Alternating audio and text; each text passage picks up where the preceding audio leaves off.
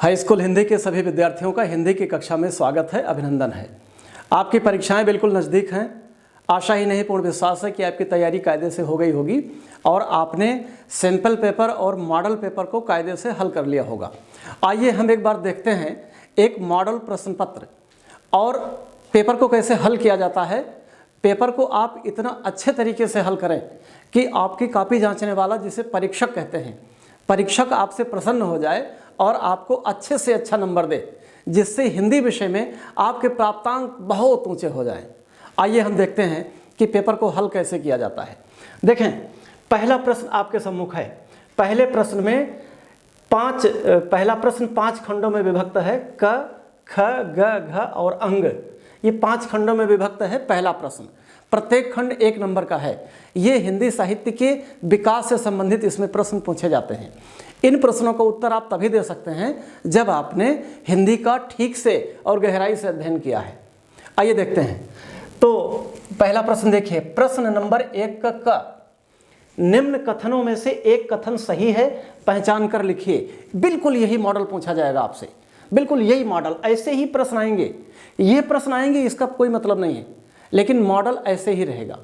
देखें, प्रश्न नंबर 1 का निम्न कथनों में से एक कथन सही है, पहचान कर लिखिए। अब ये आपके सम्मुख 4 कथन दिए हुए हैं। नंबर 1, महादेवी वर्मा प्रसिद्ध उपन्यासकार हैं। नंबर 2, हजारी प्रसाद द्विवेदी प्रसिद्ध कवि हैं। नंबर 3, सुमित्रानंदन पंत कहानीकार हैं। और नंबर 4, चिंतामणि आचार्य रामचंद्र शुक्ल का निबंध संग्रह है। ये 4 कथन हैं, चारों में से कोई एक सही है, आपको उसे पहचान कर लिख देना है। अब देख लें कि महादेवी वर्मा प्रसिद्ध उपन्यासकार हैं। आप जानते हैं कि महादेवी वर्मा कवयित्री हैं।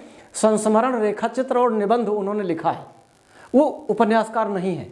तो ये पहला प्रश्न गलत हो गया, आप इस ऑप्शन को निकाल दीजिए।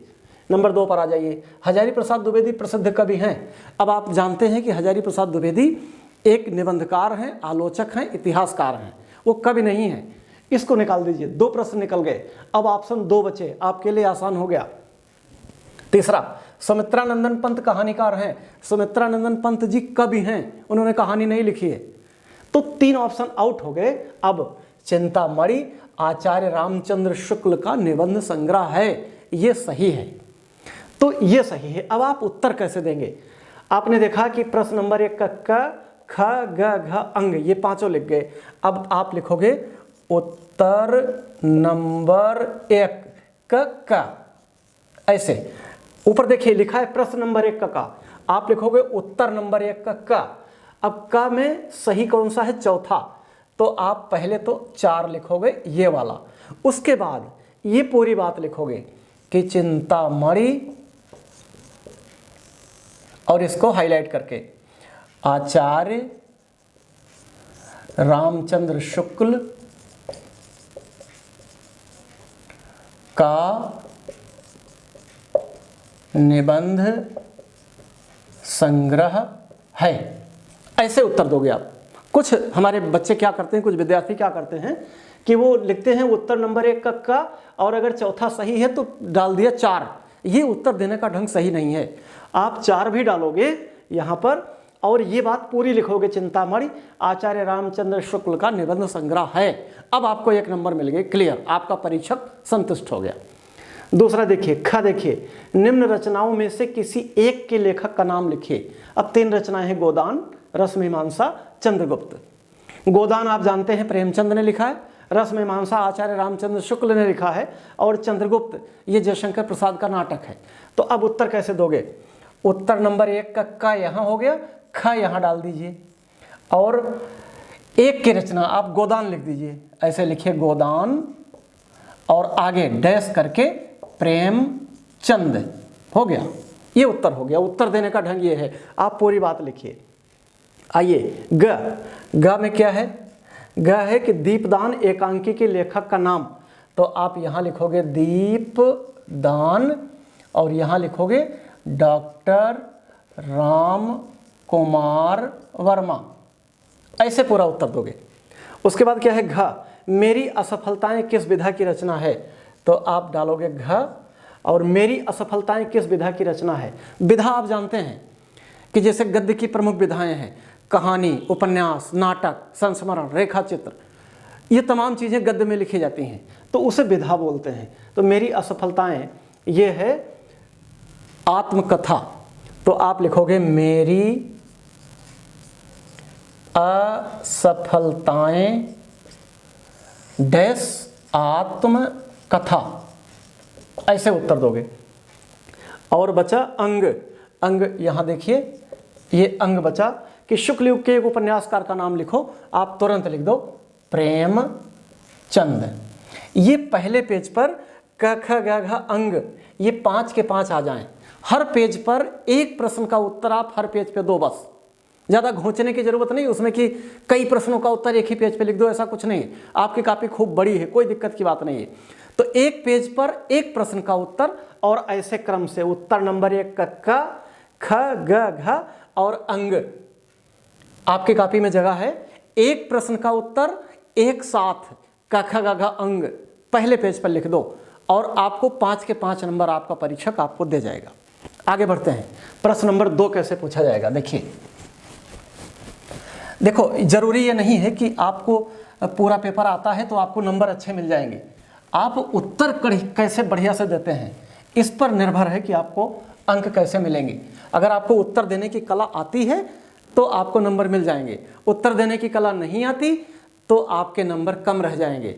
ठीक वैसे जैसे हमारे घर कोई रिश्तेदार आता है, उसे हम बड़े प्रेम से भोजन कराते हैं, तो भोजन में सारे व्यंजन बनाएंगे, उसके बाद आप सलाद, चटनी, अचार, मुरब्बा आदि रख देंगे और प्रेम पूर्वक भोजन कराएंगे, तो आपका अतिथि उसका पेट भी भर जाएगा, मन भी संतुष्ट रहेगा।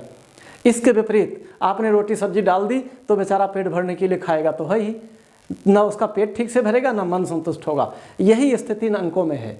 आप बढ़िया से सजा करके और उचित ढंग से जो उत्तर देने का क्रम है उस हिसाब से उत्तर दोगे तो आपका परीक्षक संतुष्ट होगा, आपको पूरे के पूरे नंबर दे देगा। आइए देखें कि प्रश्न नंबर 2 कैसे पूछा जाएगा आपसे।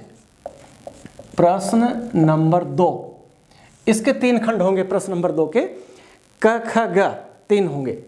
तो प्रश्न नंबर 2 का क है, ऐसे मान लीजिए आ जाए कि रीतिकाल की 2 विशेषताएं लिखो। रीतिकाल की 2 विशेषताएं लिखिए। एक ये आ गया, फिर इसका ख आ गया। ख आपसे पूछा जा सकता है कि छायावादी युग के 2 कवियों के नाम लिखिए। छायावादी युग के 2 कवियों के नाम लिखिए। और 2 का ग मतलब तीसरा प्रश्न पूछा जा सकता है कि प्रगतिवादी युग की एक प्रवृत्ति लिखिए। प्रगतिवादी युग की एक प्रवृत्ति लिखिए। ये दूसरा प्रश्न होगा, ये भी हिंदी साहित्य के इतिहास से ही प्रश्न आएगा। अब आप उत्तर कैसे दोगे, आप ऐसे उत्तर दोगे। उत्तर नंबर 2 का अगले पेज पर, पहले पेज पर आपने प्रश्न नंबर 1 के 5 सवालों के उत्तर दे दिए। अगले पेज पर उत्तर नंबर 2 का ऐसे लिखो। आगे रीतिकाल की 2 विशेषताएं। नंबर 1, रीति ग्रंथों की प्रधानता। ये आपका उत्तर हो गया। 2 विशेषताएं पूछ रहा है, ये 2 नंबर का प्रश्न है। तो उत्तर नंबर 2 का फर्स्ट रीति ग्रंथों की प्रधानता, और नंबर 2 श्रृंगारिकता। ये आपका उत्तर हो गया। अब ख में आ जाओ। उत्तर नंबर यहीं का के बाद ठीक नीचे ख डाल दो, उसी पेज पर उसी लाइन में। छायावादी युग के 2 कवियों के नाम लिखे। नंबर 1 जय शंकर प्रसाद, और नंबर 2 सुमित्रा नंदन पंत। ये हो गया। आप जानते हैं छायावाद में 4 कवि हैं, जयशंकर प्रसाद, सुमित्रा नंदन पंत, सूर्यकांत त्रिपाठी निराला, महादेवी वर्मा। उनमें से किसी 2 का नाम आपसे पूछा गया है तो आपने ख में दोनों कवियों का नाम साथ साथ लिख दिया। ग, उत्तर ग, प्रगतिवादी युग की एक प्रवृत्ति लिखिए, तो आपको प्रगतिवादी युग की एक विशेषता या प्रवृत्ति लिख देनी है। आप लिख दो ग का मजदूरों की दीन दशा का चित्रण, मजदूरों की दीन दशा का चित्रण, ये देख लीजिए। अब आपने क का उत्तर दे दिया, ख का दे दिया, ग का दे दिया, ऐसे आपको उत्तर देना है और आपका परीक्षक खुश होकर आपको पूरे के पूरे नंबर दे जाएगा। तो इस तरह आपने प्रश्न नंबर 1 और 2 देख लिया और ये हर प्रश्न का उत्तर आप अलग अलग पेज पे लिखेंगे। प्रश्न नंबर 1 का उत्तर पहले पेज पर, प्रश्न नंबर 2 का उत्तर अगले पेज पर एक साथ लिखोगे बस। क ख ग घ जितने भी कॉलम पूछे जाएं, जितने भी खंड पूछे जाएं, वो सब एक पेज पर एक साथ आएंगे बस। ये जरूरी नहीं है कि आप पेपर पाते ही पहले प्रश्न से ही उत्तर दो। अगर आप क्रमबद्ध उत्तर लिखोगे 1 2 3 4 5 6 तो बहुत अच्छी बात है, उससे बेहतर तो कुछ है ही नहीं। लेकिन अगर आपको लगता है कि प्रश्न नंबर 6 का उत्तर मुझे सबसे बेहतर आता है तो आप प्रश्न नंबर 6 से शुरुआत करो। लेकिन हाँ, जितने भी खंड हों एक साथ लिखो, अच्छे नंबर तभी मिलेंगे। चलिए प्रश्न नंबर 3 देखते हैं क्या पूछा जाएगा आपसे। प्रश्न नंबर 3, अब ये गद्यांश पूछा जाएगा। गद्यांश, गद्यांशों पर आधारित प्रश्न पूछे जाएंगे आपसे। अब 2 गद्यांश आएगा और इन पर आधारित 3 प्रश्नों के उत्तर पूछे जाएंगे। 3 प्रश्नों के उत्तर। अब प्रश्न नंबर पहला क्या होगा, इस गद्यांश का संदर्भ लिखो, पहला ये होगा। दूसरा प्रश्न क्या होगा, रेखांकित अंश की व्याख्या करो।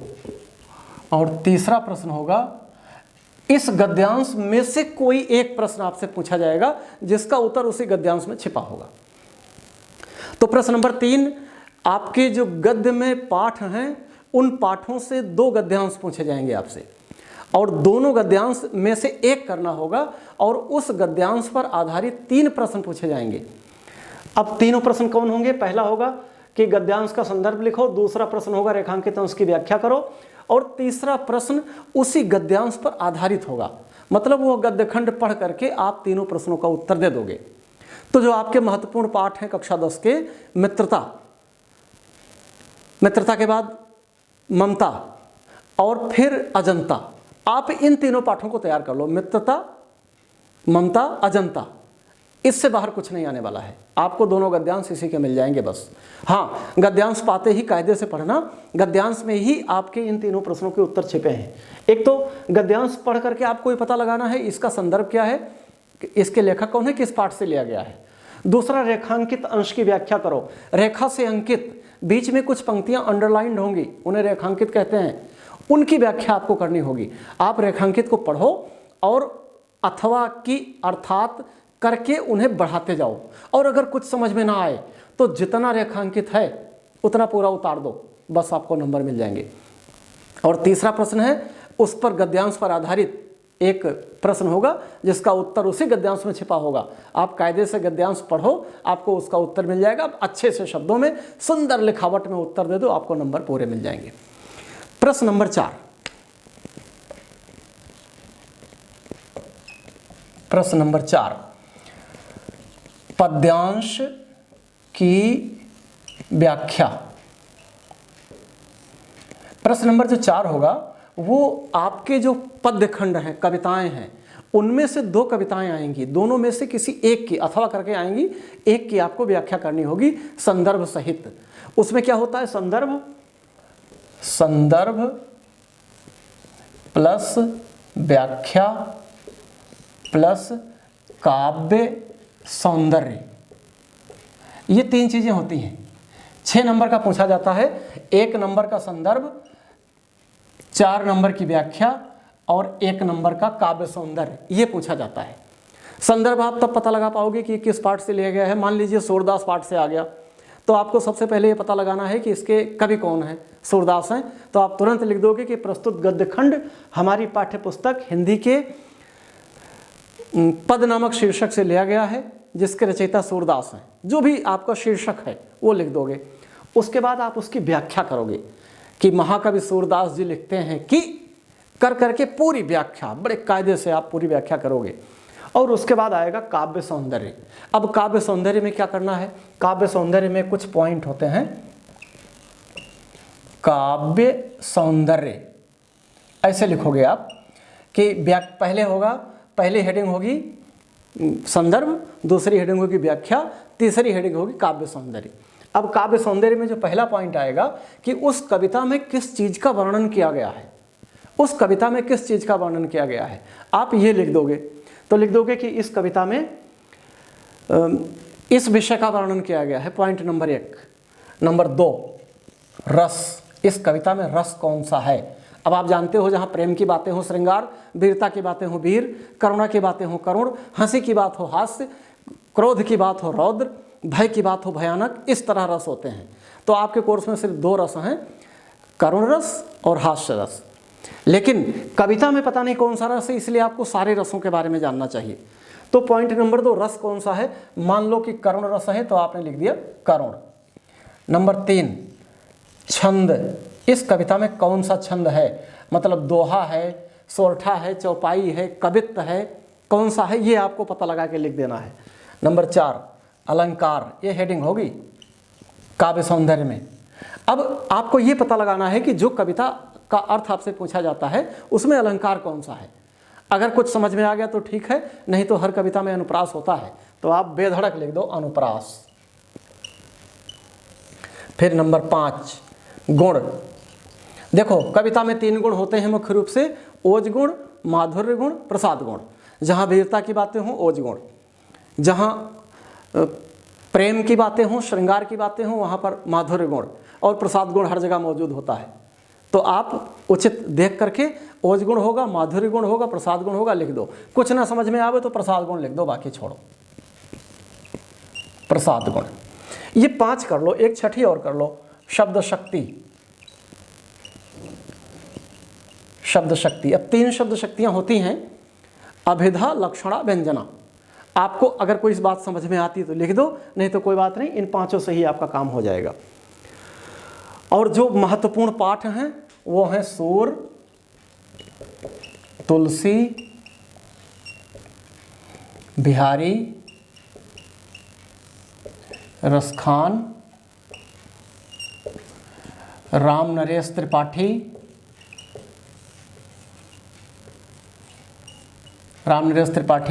और हल्दी घाटी।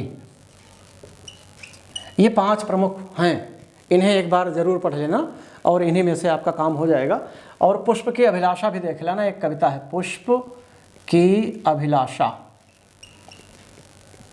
ये महत्वपूर्ण कविताएं हैं, इन्हें देख लेना।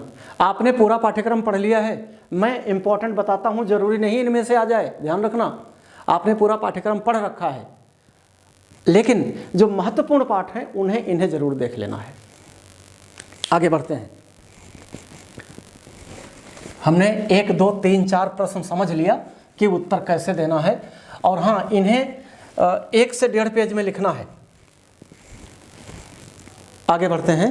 प्रश्न नंबर 5 के 2 खंड हैं। प्रश्न नंबर 5 के 2 खंड हैं का लेखकों का जीवन परिचय।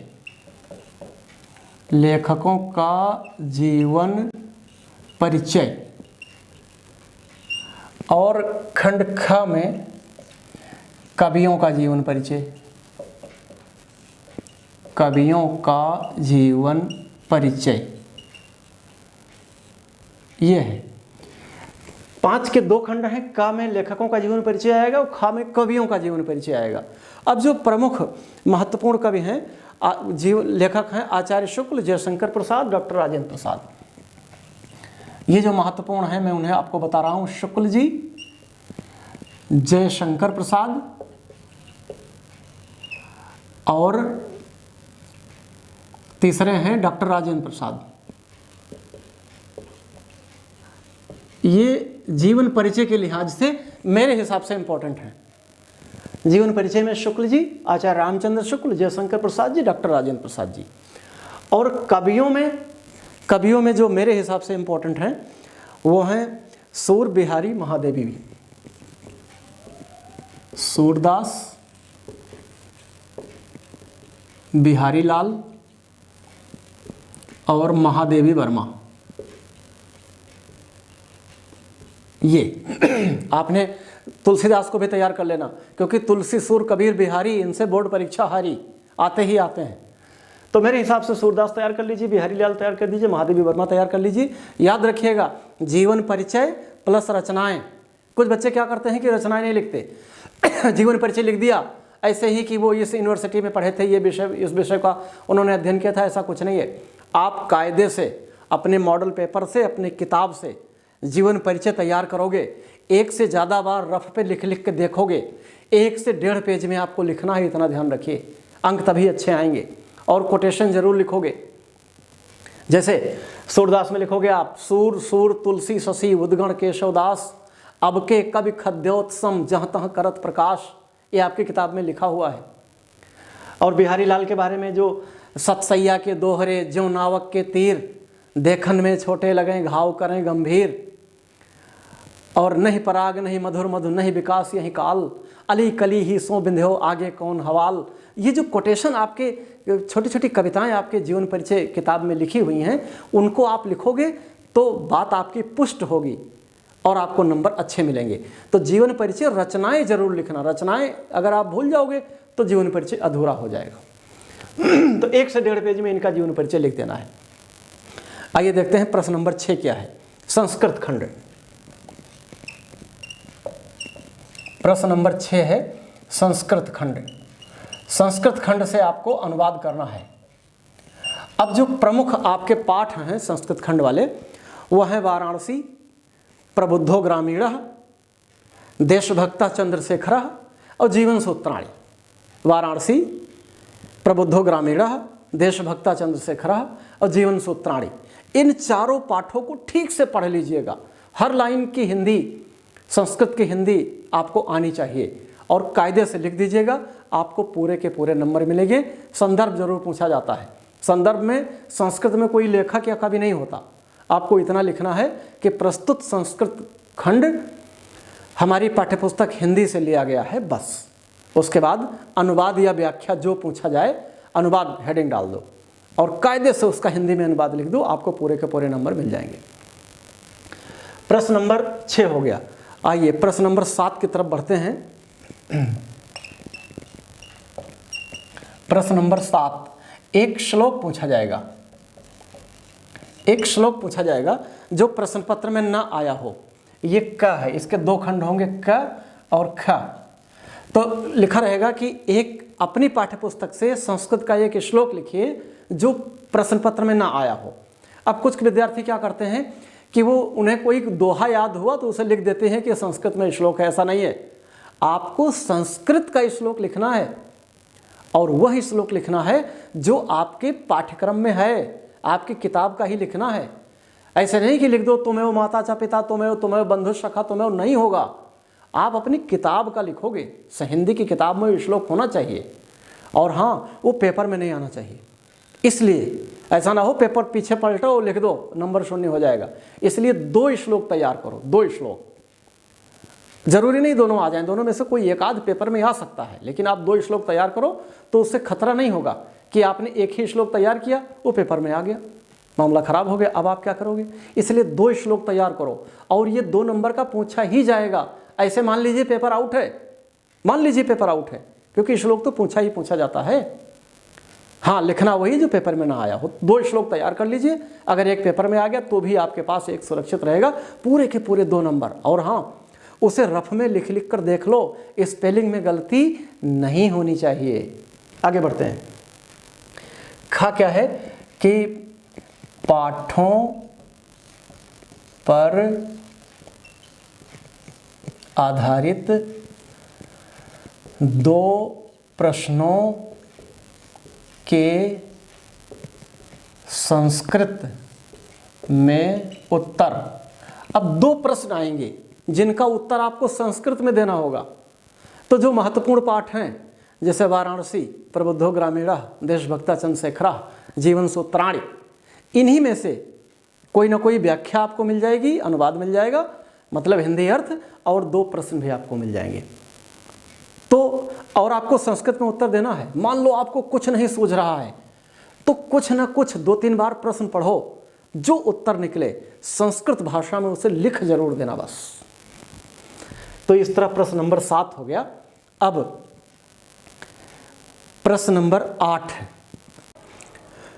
प्रश्न नंबर 8 के 3 खंड हैं। देखो प्रश्न नंबर 8 के क ख ग 3 खंड हैं और प्रश्न नंबर 8 3 खंडों में 2-2 अंकों का है, 6 नंबरों का है। अब पहला देखिए रस, दूसरा छंद, दूसरा अलंकार, तीसरा छंद। रस, अलंकार, छंद। तो प्रश्न नंबर 8 3 खंडों में है। अब देखो इसे समझ लीजिए पेपर आउट है आपका। कैसे? आपके कोर्स में 2 रस हैं, हास्य रस और करुण रस। इनकी परिभाषा, उदाहरण और स्पष्टीकरण ये आएगा ही आएगा। या तो हास्य रस आएगा या करुण रस आएगा, और अथवा करके दोनों आता है। तो आप दोनों तैयार कर लो, हास्य रस और करुण रस। परिभाषा लिख दो, उदाहरण लिख दो, स्पष्टीकरण लिख दो। और रस, अगर आपको सरल उदाहरण चाहिए तो मेरे YouTube चैनल के वीडियो में चले जाइए, प्लेलिस्ट में हाई स्कूल में चले जाइए, और हाई स्कूल में रस, छंद और अलंकार मैंने बड़े कायदे से समझाया पढ़ाया है। उसमें आप सरल से सरल परिभाषा और उदाहरण पा जाओगे, वहाँ से देख लेना। एक ट्रिक और बताता हूँ, हास्य या करुण रस की परिभाषा ऐसे आएगा, दोनों में से कोई एक करना है। आपके लिए और सरल कर दिया मैंने, एक तैयार कर लो, परिभाषा, उदाहरण, स्पष्टीकरण। उदाहरण नहीं लिखोगे नंबर नहीं मिलेगा, स्पष्टीकरण लिखोगे पूरा नंबर मिलेगा। ठीक है, आगे बढ़ते हैं। ख में आ जाओ, उपमा और उत्प्रेक्षा अलंकार की परिभाषा उदाहरण सहित लिखो। अब देखो आपके कोर्स में 3 हैं, उपमा, रूपक, उत्प्रेक्षा। 3 में से कोई 2 आएगा। मैंने जो गेस किया है वो क्या है, उपमा और उत्प्रेक्षा अलंकार। तो उपमा और उत्प्रेक्षा दोनों तैयार कर लेना, दोनों, और दोनों में से कोई एक आपको हर हाल में मिल जाएगा। तो उसकी परिभाषा, उसका उदाहरण, और नीचे हेडिंग होगी स्पष्टीकरण। स्पष्टीकरण का मतलब है कि आप लिखोगे, जैसे मान लीजिए आपने उपमा अलंकार का उदाहरण लिख दिया कि मुख मयंक सम मंजू मनोहर। अब अगली हेडिंग होगी स्पष्टीकरण। स्पष्टीकरण में लिखोगे कि यहाँ मुख की तुलना चंद्रमा से की गई है, इसलिए उपमा अलंकार है। स्पष्ट कर दो बात को। इसके लिए आप अलंकारों का हाई स्कूल प्लेलिस्ट में चले जाओ, मेरे डॉक्टर वीरेंद्र शुक्ला हिंदी भाषा चैनल पर, और वहाँ पर प्लेलिस्ट में जाकर हाई स्कूल की वीडियो देख लो आप। बहुत सरल से सरल उदाहरण को मैंने आपके लिए बताया है कि हाई स्कूल के बच्चे बड़े बड़े उदाहरण नहीं याद कर पाते हैं, उनके लिए सरल उदाहरण है। आगे बढ़ते हैं। ग, रोला या सोरठा छंद, इसकी परिभाषा, उदाहरण और स्पष्टीकरण। अब देखो रोला 4 पंक्तियों का छंद है, सोरठा 2 पंक्तियों का छंद है। आप एक बार हाई स्कूल की प्लेलिस्ट में चले जाओ मेरे वीडियो में, वहाँ पर मैंने बहुत सरल उदाहरणों के साथ रोला और सोरठा दोनों तैयार कराया है। जो आपको अच्छा लगे दोनों में से कोई एक तैयार कर लो, एक पक्का है। प्रश्न नंबर 9 देखिए। प्रश्न नंबर 9 के 5 खंड हैं। क ख ग घ अंग, 5 खंड हैं, क ख ग घ अंग। अब देखो क में क्या है, उपसर्ग से 3 शब्द बनाना है। प्रश्न नंबर 9 के क में उपसर्ग से 3 शब्द बनेगा। उपसर्ग देखो, अप, अधि, अभि, अ, उप, अनु, सह, ये उपसर्ग हैं। इनसे मिलते, इनसे बने हुए कोई 3 शब्द 3 नंबर के पूछे जाएंगे। जैसे अप है तो अप से अपमान, अपराध, एक शब्द आपको बनाना है अप से। तो आप ऐसे बनाओगे कि लिखो अप और इससे लिख दो अपमान, आपका एक शब्द बन गया। दूसरा अधि, आपने लिखा अधि, अधि से अधिकार, तो एक ही शब्द बनाना है। तीसरा अभि, आपने लिख दिया अभि, अभि से आपने बना दिया अभिमान, ये बना दिया। 3 शब्द बना दिया, 3 नंबर आपके पक्के हो गए। ऐसे ख देखो, प्रत्यय 2 शब्द, आई, ता, वट, पन, हट। प्रत्यय वह शब्द हैं जो शब्द के पीछे लगते हैं। आप प्लेलिस्ट में जाकर हिंदी व्याकरण का अध्ययन कर लीजिए, बहुत कायदे से मैंने समझाया है, सरल से सरल। अब प्रत्यय से 2 शब्द, जैसे आई है तो आई से आप आगे लिखोगे पढ़ प्लस आई, ये बन गया पढ़ाई, ये होता है प्रत्यय। आगे आप वहाँ से जाके पढ़ लीजिए, आपको ऐसे आंसर देना है। नंबर 3 समास। अब आपके कोर्स में 2 समास हैं, द्विगु समास, द्वंद्व समास। बस समास का प्रकरण मेरे प्ले लिस्ट में जाके पढ़ लीजिएगा। नवरत्न, माता पिता, चौराहा, पंचवटी, लाभ हानि, इनमें से कोई 2-3 आ ही जाएगा, ये पक्का मान के चलो। आपको समास विग्रह करना है, समास का नाम दे देना है। फिर आ जाओ तत्सम शब्द। तत्सम का मतलब शुद्ध शब्द, वह शब्द जो शुद्ध संस्कृत के हैं तत्सम कहलाते हैं, और इनसे घिस पिट कर जो बने हैं वो तद्भव कहलाते हैं। अब देखो तत्सम बनाओ अमावस। अब आप कैसे तत्सम बनाओगे, आप ऐसे लिखोगे तत्सम शब्द। अब ये है अमावस, आप ऐसे लिखोगे अमावस, और इसका तत्सम बनाओगे काले से अमावस्या, ये हो गया तत्सम। कुआं, आप ये हो गया, ये तद्भव है। अब कुआं का तत्सम हो गया कूप। ऐसे घी है, घी का तत्सम हो गया घृत। ऐसे लिखोगे, उत्तर देने का ये तरीका है, तभी आपको नंबर मिलेंगे। ऐसे चना का चाणक, अंधेरा का अंधकार, आग का अग्नि, शुद्ध शब्द बनाओगे आप। आप हिंदी व्याकरण प्ले लिस्ट में जाकर हाई स्कूल की पढ़ लीजिए, उससे बाहर का कुछ नहीं आएगा। मैंने सारी कंप्लीट चीज़ें दी हैं आपको। उसके बाद अंग, पर्यायवाची, नदी, जल, हाथी, आग, आकाश, धरती, कमल, गणेश, इतने पर्यायवाची अगर आपने तैयार कर लिया, इनसे एक एक शब्द देना है। ये 2-2 नंबर के सारे पूछे जाएंगे तो आपका पक्का है, एक भी नंबर कटता नहीं है। इसलिए हिंदी व्याकरण में एक भी नंबर कटता नहीं है। कायदे से आप हाई स्कूल की प्लेलिस्ट में जाकर हिंदी व्याकरण मैंने बहुत क्लियर पढ़ाया है, बहुत आसान तरीके से पढ़ाया है, उसे आप देख लेना, कोई दिक्कत ना होगी, आपके सारे प्रश्न हल हो जाएंगे। अब आते हैं प्रश्न नंबर 10 पर। प्रश्न संख्या 10 के भी कई खंड हैं। 10 का खंड है क ख ग घ, का खंड है संधि। संधि में सिर्फ यण संधि आपके कोर्स में है, और यण संधि के 3-4 शब्द मैंने चयन किया है। प्रत्येक इत्यादि, स्वागतम, प्रत्येक इत्यादि, स्वागतम और गुर्वादेश, ये हैं 4 शब्द हैं। इनसे ज़्यादा भी आ सकते हैं, संधियां हैं। आप प्लेलिस्ट में जाकर संधि का प्रकरण पूरा पढ़ लीजिए। तो का तो ये हो गया। खा में क्या पूछा जाएगा आपसे बताता हूँ। खा में पूछा जाएगा शब्द रूप, ये होगा शब्द रूप। फल, मति, मधु और नदी।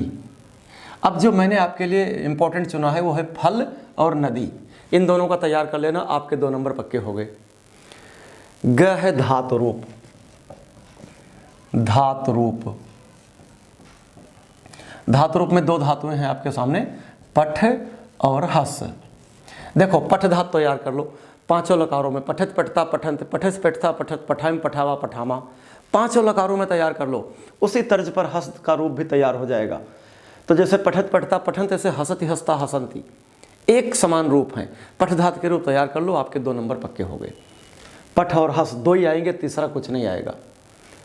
और घ है इसका, घ है अनुवाद।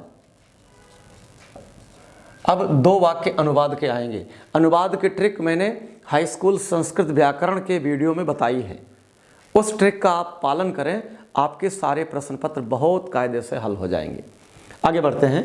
प्रश्न नंबर 11।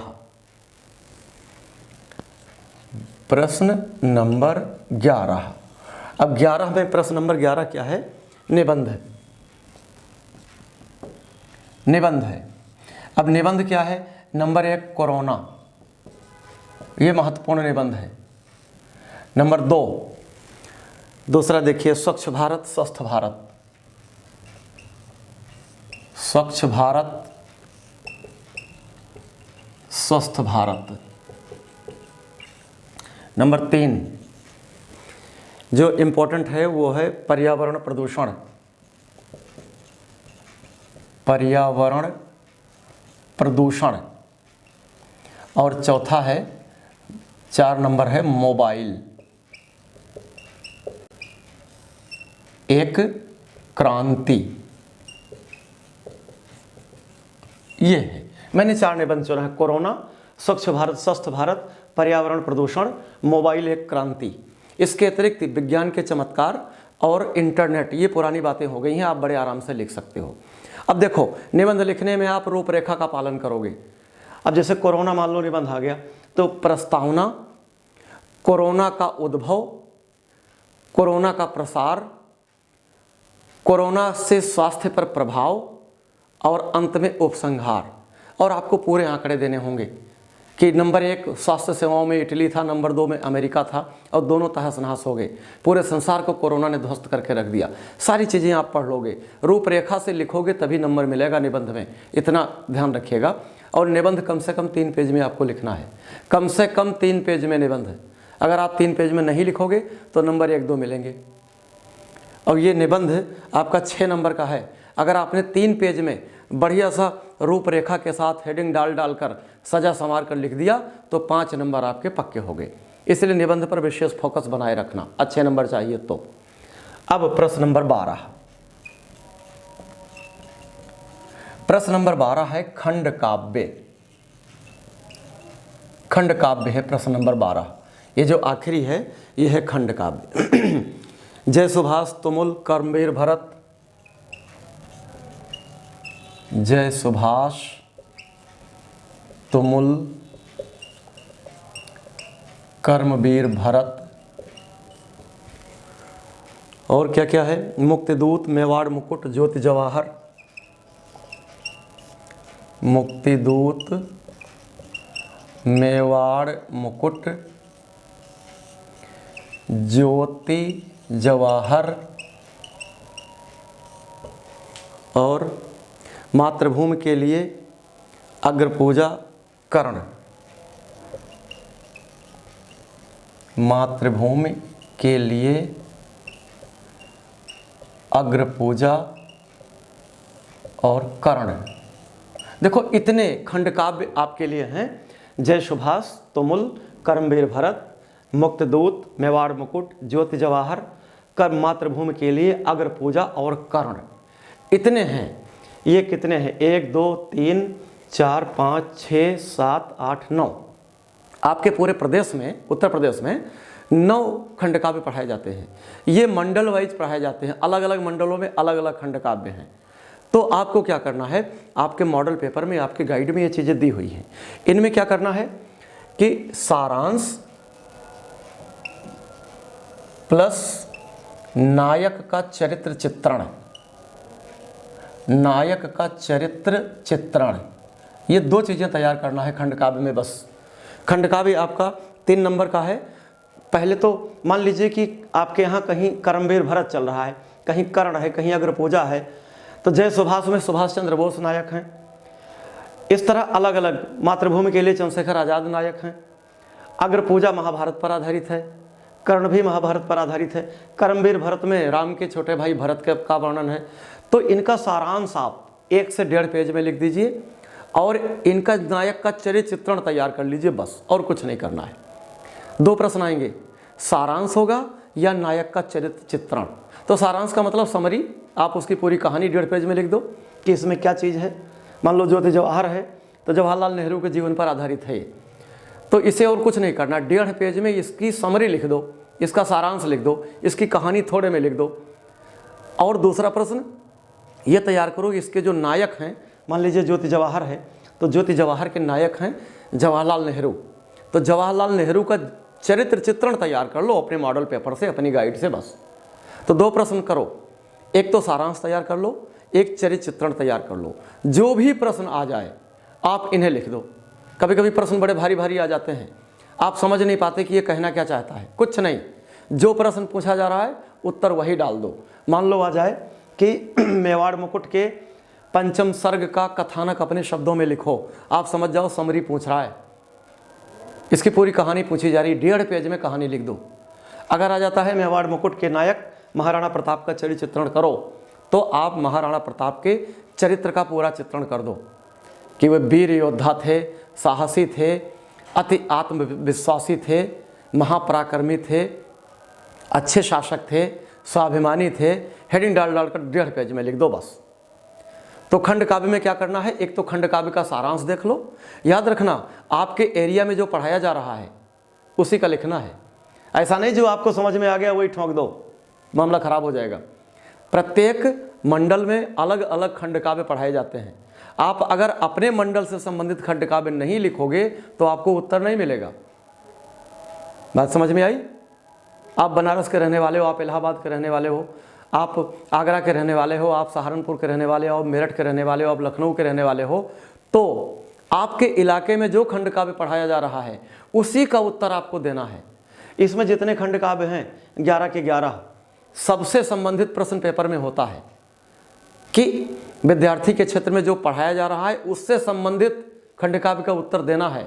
कई बच्चे उन्हें जो समझ में आ गया वही लिख देते हैं तो नंबर 0 मिल जाते हैं। आपको अच्छे नंबर चाहिए तो आपको आपके इलाके में, आपके जनपद में, आपके मंडल में जो खंड काव्य पढ़ाया जा रहा है उससे संबंधित प्रश्न का उत्तर देना है। इसके लिए आप अपना मॉडल पेपर खोलोगे तो उसमें साफ लिखा होगा कि कौन सा खंड काव्य किस मंडल के लिए है। आशा ही नहीं पूर्ण विश्वास है कि ये बातें ठीक हो गई होंगी। तो हाई स्कूल का एक मॉडल पेपर है और पेपर को कायदे से कैसे हल किया जाए जिससे आपको अच्छे से अच्छे नंबर मिल सकें, ये मैंने आपको बताने की कोशिश की है। और आखिर में आप प्रश्न को क्रम से करो। अगर क्रम से नहीं कर रहे हो तो कोई बात नहीं। जैसे प्रश्न नंबर 10 का उत्तर आप सबसे पहले लिख रहे हो तो प्रश्न नंबर 10 के क ख ग घ ये चारों एक साथ लिखो, बस इतना ध्यान रखो। चारों एक साथ लिखिए, सुंदर राइटिंग में लिखिए और एक प्रश्न का उत्तर एक पेज पे दीजिए। मान लीजिए प्रश्न नंबर 10 है, क ख ग घ अंग ये 5 लाइन में आ गया तो आप पन्ने का मोह मत करो, कह रहे ये तो 5 लाइन में आ गया बाकी पन्ना बेकार हो रहा है, ऐसा कुछ नहीं है।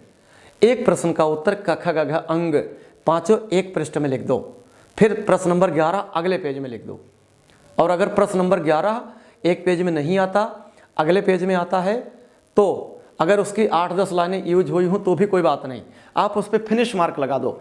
फिनिश मार्क का मतलब ये है कि ऐसे ऐसे, ये फिनिश मार्क है। जब आपके प्रश्न का उत्तर पूरा हो जाए ये फिनिश मार्क लगा दो। एक बात और, कुछ विद्यार्थी क्या करते हैं कि लिखते हैं पूरा पेज और अंत में नीचे से 3-4 लाइनें जब बचती हैं तो उसे नहीं पूरा करते और अगले पेज पर पहुंच जाते हैं। ये बहुत गलत बात है। जब 3-4 लाइनें बचती हैं तो हमें लगता है, कापी जांचने वाले को, परीक्षक को लगता है कि 3-4 लाइनें इसने छोड़ रखी हैं, इसका मतलब इसका उत्तर पूरा हो गया, तो वो वहीं नंबर दे जाता है। जब पीछे पलटता है तो पता चलता है 2 लाइन और लिखी है, तो उसका नंबर पूरा नहीं मिलता, फिर उसे काटकर वो 0 कर देता है। अगर आपका उत्तर नहीं पूरा है तो आप लिख दो क्री प्री उ, ऐसे क्री कृपया पृष्ठ उलटिए, क्री प्री उ कृपया पृष्ठ उलटिए, ये बात है। और किसी प्रश्न का उत्तर 2 बार नहीं लिखना है। मान लीजिए कि आपने हास्य रस और करुण रस दोनों की परिभाषा तैयार कर ली, अब आ गया आपने पहले तो हास्य रस की परिभाषा उदाहरण स्पष्टीकरण लिख दिया, उसके बाद करुण रस की भी परिभाषा उदाहरण स्पष्टीकरण लिख दिया, ये बात गलत हो जाती है। शिक्षक दोनों पे नंबर दे गया, बाद में जब उसकी टेबल भरता है तो टेबल में गलती नहीं होती, फिर उसे लगता है कि यार इसने तो बेकार काम कर दिया, फिर उसे काटना पड़ता है, उसके समय का नुकसान होता है। इसलिए जितना पूछा जाए उतने ही प्रश्न का उत्तर आपको देना है और सुंदर राइटिंग में देना है, उल्लू नहीं बनाना है परीक्षक को। और हाँ, अगर किसी प्रश्न का उत्तर आपको बिल्कुल नहीं आ रहा है तो कुछ ना कुछ लिख जरूर देना है, इतना ध्यान रखना है। बस आपको अच्छे से अच्छे नंबर आएंगे, कोई प्रश्न आपको छोड़ना नहीं है, बहुत बढ़िया तरीके से लिखना है, लिख जरूर देना है, कुछ ना कुछ जरूर लिख देना है, बस खाली नहीं छोड़ना है। तो आशा ही नहीं पूर्ण विश्वास है कि हाई स्कूल बोर्ड में आपके अंक बहुत अच्छे आएंगे, ये मेरी शुभकामनाएं हैं। और फिर शेष अगली कक्षा में हम फिर मिलेंगे, तब तक के लिए जय हिंद।